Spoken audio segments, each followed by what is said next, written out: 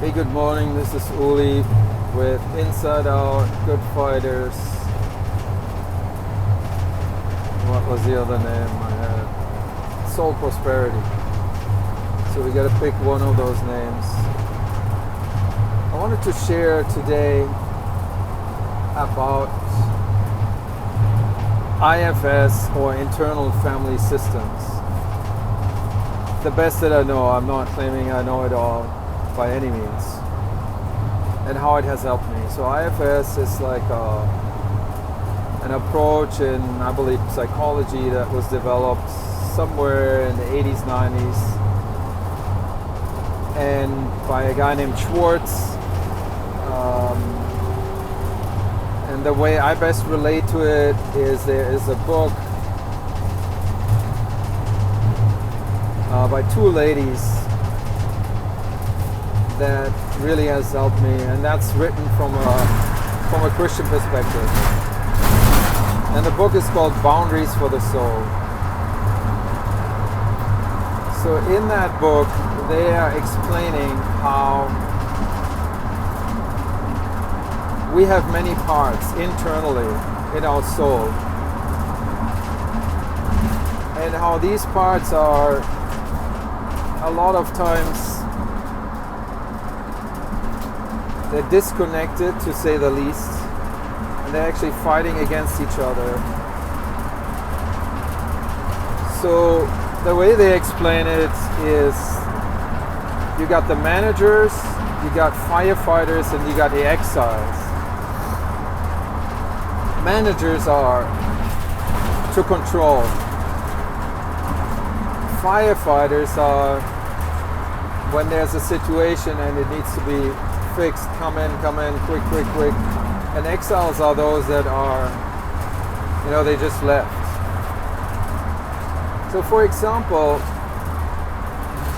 anger, when I had a consistent anger issue, what I found with IFS is that the anger within is actually there to protect shame. And the amazing thing is that when I engage with these emotions, I see it in my inner eye. I see it almost like a circle. They're like standing in a circle. And anger is like jumping up and down, like, see me. And once I honor anger, I turn around and I say, like, I ask first of all, what is your purpose? Why are you here? Why are you pushing the alarm? What are you making me aware of? Like tuning into that, then understanding, and listening to anger. I am here to protect you from shame. When I start, then I can honor anger and say, like, thank you so much for doing that. Maybe I recognize when that first started to happen in my childhood. And then I honor anger and I say, hey anger, thank you so much for all the hard work you did and for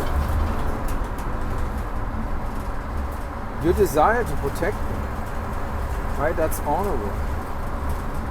And that moment, the whole demeanor of anger changes. I can almost see it sit down and become part of the self. Part of the many pieces become one. And it's a beautiful thing.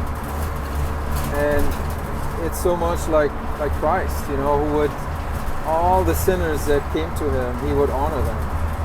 He would not shame them.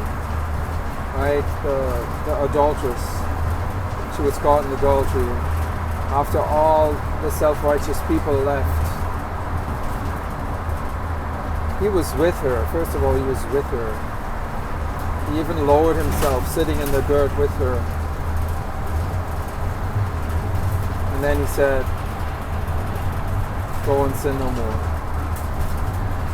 So through that compassion and love and honor, that's what I show these inner parts. And then they're on the team, they're part of the team, they're willing to be part of something greater.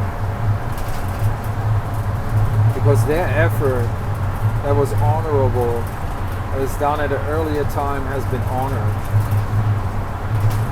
So I found that extremely powerful and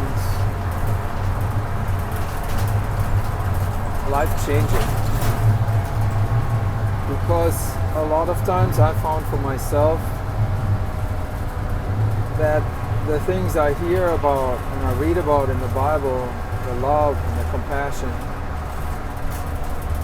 but for some reason, or actually exactly this reason, the lack of the access into the world of my soul, it didn't really change, transform my inner world, my soul. And I know there's a big resistance within parts of the church to let that happen, because it's quote unquote selfish.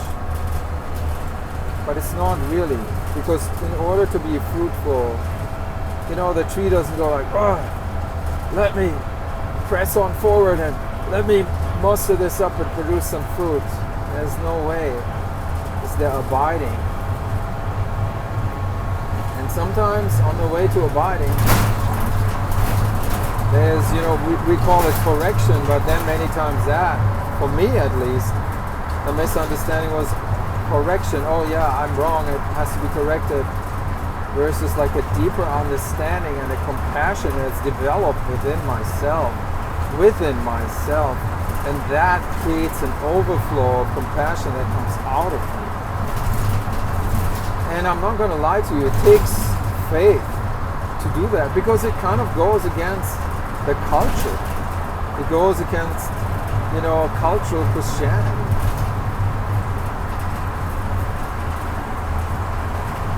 That's my experience. It has been an extreme struggle to do that. Turning around, repenting and turning towards myself, towards my soul, which is extremely,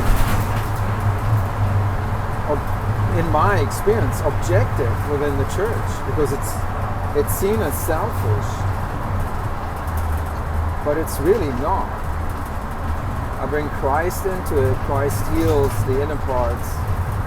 Out of that healing, there's an overflow that is now Christ-like. It's not fleshly, mustered up, dead, brittle religion. It's not like a 25, like a quarter tip or a dollar tip. It's abundant. But it takes faith. So that's part of my own experience I shared. And it feels pretty vulnerable, but I hope that it blesses somebody. That's why I'm doing this. So let me call out the blessing. I bless those that are seeking, that are stuck in religion, stuck in addiction, that are cut off from connection, which is the opposite of addiction, which is my past. That's why I'm talking about this, because I have been seeking connection for so long, and I'm finding it. And I want to encourage you, you can find it. It's beyond religion. There is hope for you. So I'm speaking to you men that maybe have a past with sex addiction, or even a present with it. There is hope. There is a purpose. Keep seeking, keep knocking. It all comes together. Look at IFS. Look at story work. Worship Christ. Spend time in abandoned worship. Find guys you can connect with. Go beyond. Go beyond, look beyond the simple sin management, gospel of sin management. There is more. There is more. There is more. So I bless you. I bless you, families.